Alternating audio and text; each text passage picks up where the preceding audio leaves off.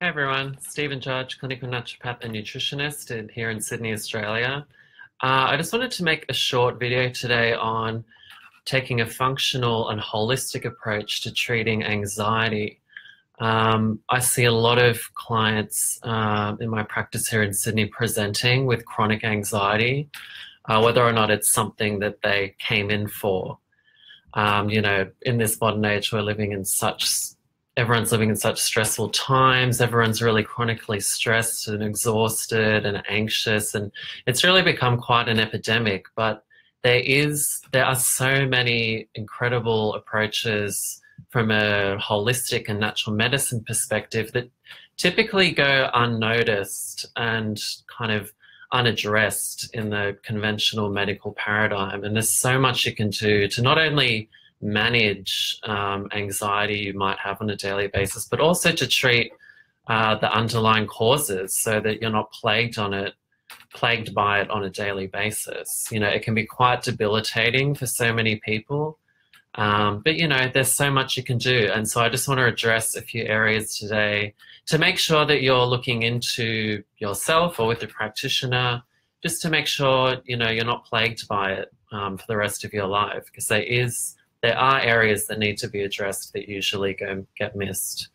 Because the conventional medical approach to treating and understanding anxiety and depression is that it's kind of caused by an imbalance of neurotransmitters in the brain, and then the treatment is medications that increase the availability of those neurotransmitters in the brain. This is a really reductionist approach to treating mental health. And I just want to touch on a few much more effective and holistic ways to approaching anxiety using a functional approach, which basically means that when I see clients presenting with anxiety, I'm not simply just interested in their brain chemistry. I'm interested in getting to the root cause of it and addressing all of the factors and not just suppressing the symptoms without trying to find out why it's there in the first place. So when I say functional medicine, I guess what I mean is it's kind of like having a rock in your shoe, which is causing your foot to really hurt, and you take a Panadol to reduce the pain, but it's obviously not a long-term solution. Functional medicine is about taking the shoe off, dumping the rock out, and getting to the cause of the pain. So that's basically the functional and the naturopathic approach to treating anxiety and any other condition in a nutshell. So the reason why I titled this video, "It's Not Always in Your Head," is that I'm a huge advocate of mind-body medicine, of therapy, emotional health, energy medicine. A huge part of reducing the negative effects of anxiety in any mental health condition is incorporating meditation, mindfulness, stress reduction techniques. A time period of therapy is especially useful and important. I think we could all benefit off some kind of therapy at some point in our lives. But there are a range of things that can manifest on a physical level due to long-term chronic anxiety and stress, which over time will basically worsen anxiety and overall mental health if they're not addressed. What I find too is that when I see clients, and we do focus initially on a lot of the physical areas of dysfunction related and manifestations related to anxiety, that they feel better much quickly and they feel more grounded. So because the anxiety is a lot more reduced and they're feeling more grounded, then they can easily kind of move into and delve a bit deeper into things like meditation or therapy or mindfulness. I'm sure anyone with chronic anxiety who's been told to just meditate understands how annoying that can be, because you sit down to try and silence your mind and it just kind of makes everything worse because it seems kind of out of control. So let's just jump in. There are a few key areas I want to focus on in functional and naturopathic medicine that are usually not even considered by GPs or specialists, just totally unaddressed, not even thought about. And even though naturopaths have taken these approaches for many, many years now, it's in the literature now. So it's, we have to address these things. The first one is a big surprise: gut health. There's a saying in functional medicine that goes, "Fire in the gut, fire in the brain," which basically means if you have inflammation, unaddressed parasites, small intestinal bacterial overgrowth, fungal overgrowth, or dysbiosis in the gut, so an imbalance of good and bad gut flora, then that is going to produce an inflammatory response that affects the brain and can cause inflammation and a host of other problems in the brain. And, you know, there's in fact 400 times more serotonin produced in the gut than there is in the brain. Some researchers even argue that the gut is the second brain. If you think about our gut being an organ that is a branch of our nervous system, and it's really just like a bundle of nerves, like a big bag of muscle that's being conducted by our nerves. So it's not surprising that there's a strong connection between the gut and the brain, and that dysfunction in the gut can lead to a worsening of anxiety and depression. What I've also seen clinically and in some research is that clients who have never had any issues with mental health suddenly become riddled with anxiety after taking heavy antibiotics. This is because they're so strong and have such an adverse effect on our good gut flora, which are responsible for regulating our immune system and reducing inflammation, protecting the lining of our gut wall. Antibiotics can have a severe impact on our good gut flora, and they can cause a lifetime of physical and psychological problems. So anyone dealing with anxiety, even if you don't think you have really typical chronic gut problems or symptoms, it is important, and it's, you know, you've got nothing to lose. It's totally worthwhile to ensure you've addressed your gut health with probiotics and prebiotics, dietary and supplemental, avoiding foods that can irritate the lining of the gut wall, such as really common is gluten and dairy, and some people also soy. And working on reducing overall gut inflammation with diet, specific supplements. I have a few blog articles on my website. I'll throw those links to those in the comments below if you want to have a look at some of that in a bit more detail. But so yeah, gut health, super important for addressing anxiety.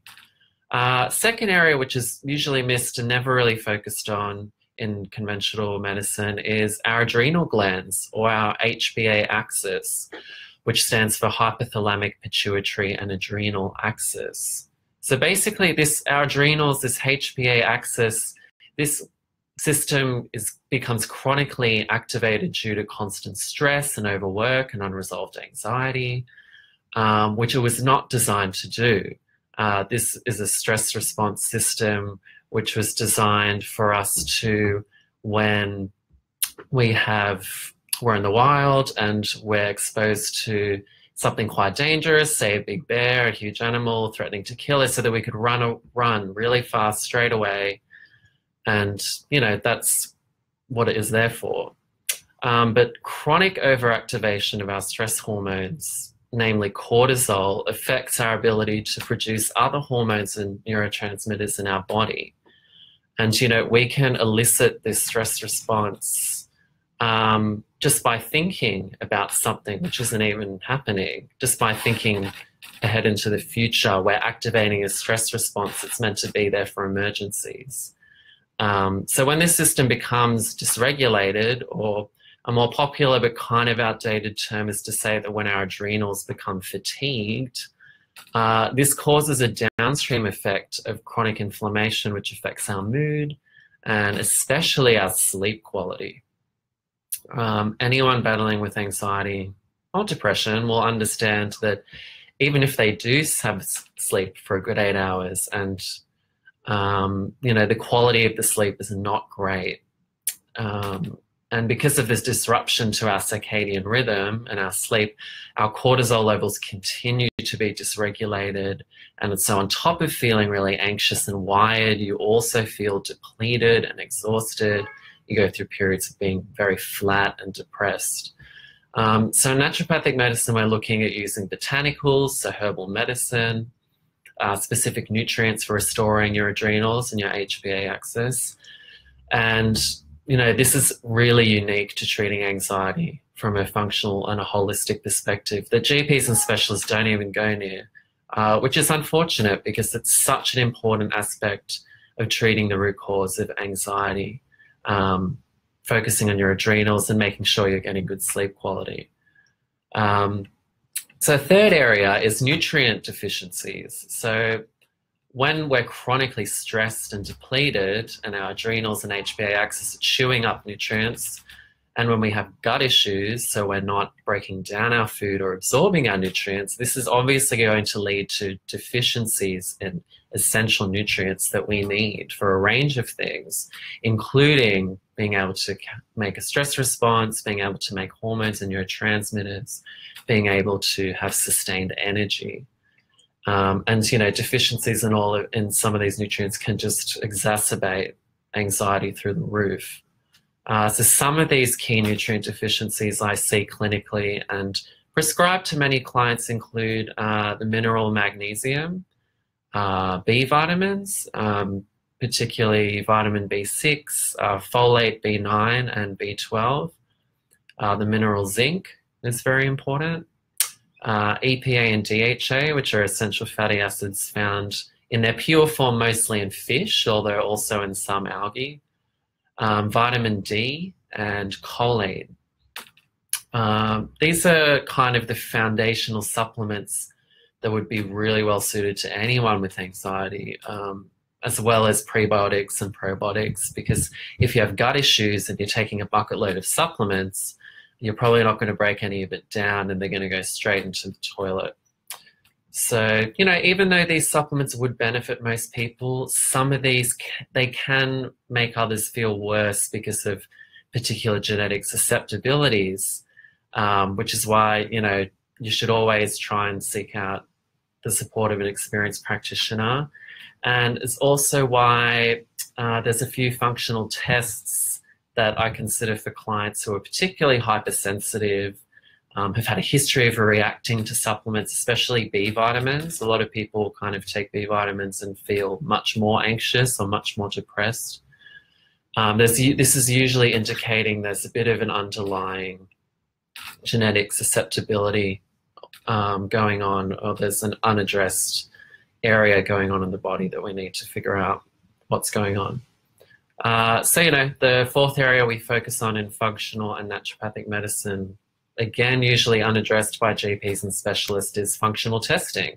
Not everyone needs a bunch of testing. It can get quite expensive, but it is useful for people who've kind of tried every typical foundational approach to trying to alleviate their anxiety, but don't seem to really be getting anywhere, which usually means there's an underlying cause not being addressed. The whole point of naturopathic medicine and functional medicine is to treat the cause. So if we're taking medication, or if we're taking natural medicine, but we stop taking it and the anxiety comes back full throttle, there's something else going on a bit of a deeper level. And I just want to focus what's going on there potentially on a physical level today. So some of these key tests worth considering is testing for heavy metal toxicity, in particular copper. I send the majority of my clients to get their zinc-copper ratio levels tested by their GP, along with something called ceruloplasmin, so we can calculate the amount of free copper in the blood.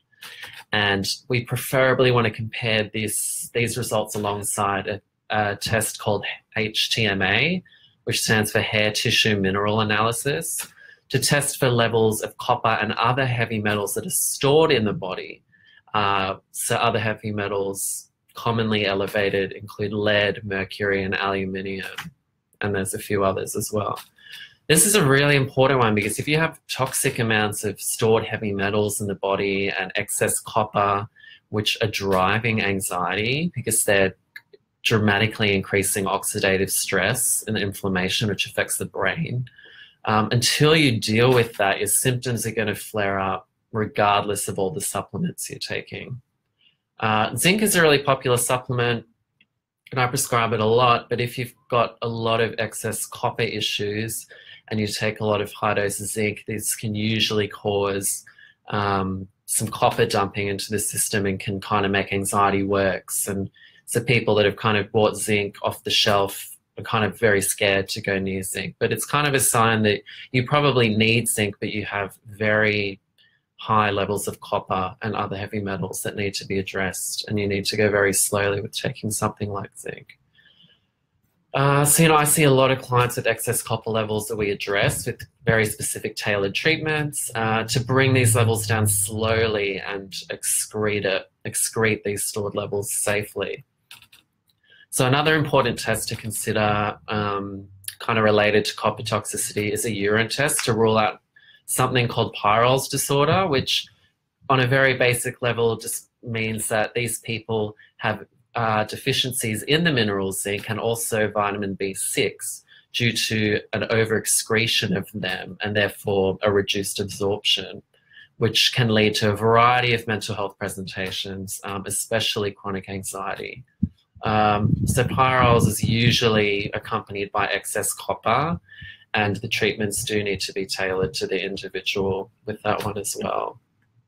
Any naturopath or integrative GP can order Pyrroluria testing for you. It is a useful one to rule out if you've got really chronic unresolved anxiety and you've tried a lot of other methods. Another important area to address in some clients with persistent ongoing anxiety is their methylation status. Because if we're going to address neurotransmitter production specifically, we must address methylation, which is basically a process in the body. It's happening in every cell all the time. It's responsible for making immune cells, helping us make neurotransmitters, helping with metabolism. Methylation is really important to ensure we are detoxifying properly and effectively. So if someone with anxiety is super sensitive and has an adverse reaction to B vitamins and a few other things, I'll look at going down this avenue.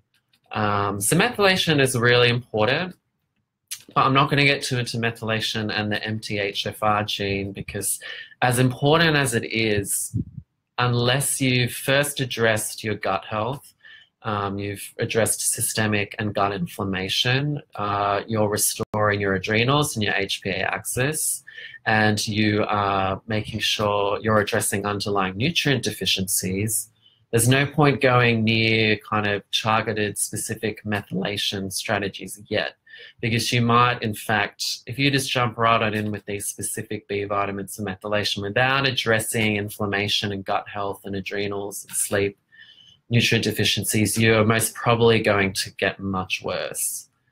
So yeah, that's it from me today. Hopefully you've got some insight into areas to explore yourself, or preferably with a practitioner, to help you find the cause of chronic anxiety on a physical level. And also what I love about using natural medicine is that while we're trying to uncover and treat long-term drivers of anxiety, which can take some time to balance out, during this time we can use herbal medicine, which is really quick acting and incredible for relief of anxiety on our nervous system, and they're also incredible for fatigue. Herbal medicine is really good for disrupted sleep and improving sleep quality. So while we're working on all these other factors, herbal medicine is so powerful, and as long as they're prescribed effectively and safely by a qualified herbalist who's considered contraindications of particular medications, they don't carry the negative side effects of medications.